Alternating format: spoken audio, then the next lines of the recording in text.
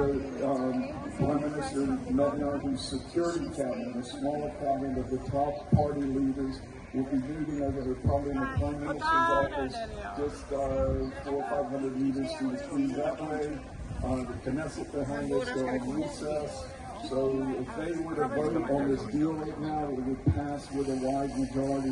The deal that is now pending, and the first phase of Trump's plan, comprehensive plan for ending the war in Gaza, releasing the hostages, and then rebuilding Gaza. Who's going to govern? This is just the first phase, but it means within the next 72 hours, before we leave, we prayed this all the way back at the Kafar Nadim on the first night, that while we were here, we would see hostages released.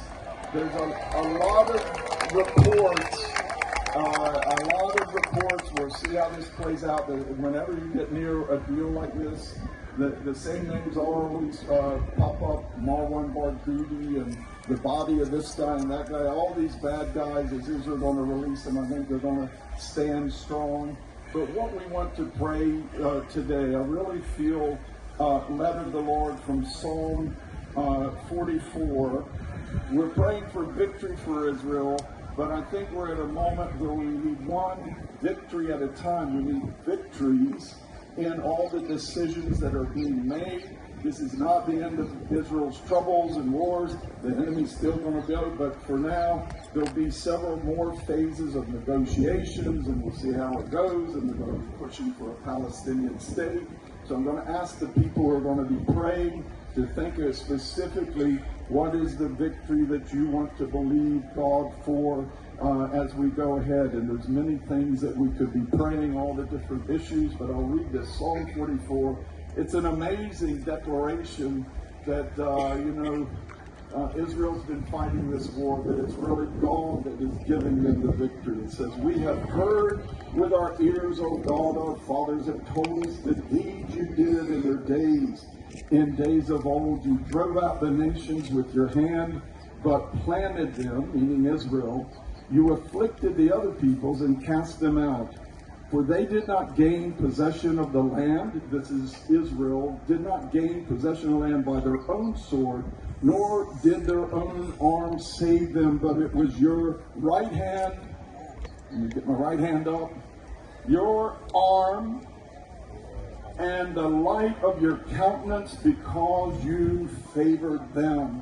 What a confession of faith that it is God who has always given Israel the victory despite all her troubles.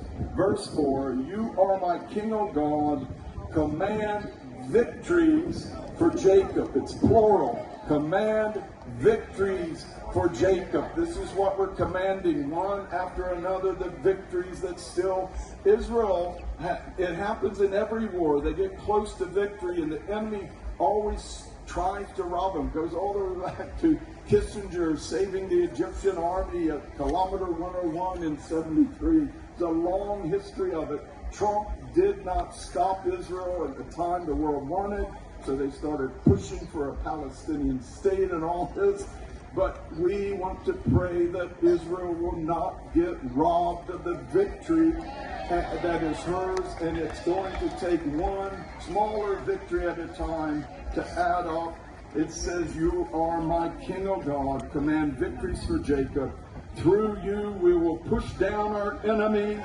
Through your name we will trample those who rise against us. For I will not put my trust in my bow, nor shall my sword save me. But you have saved us from our enemies and put to shame those who hated us. In God we will boast all day long and praise your name forever. Selah." We want to boast for the next hour. It says, "I'll boast all day long." We want to boast for the next hour that it is God's hand that saves this nation and give them victories. I'm going to ask Mormir Kawas, our international director, to come lead us in prayer first. Please come forward.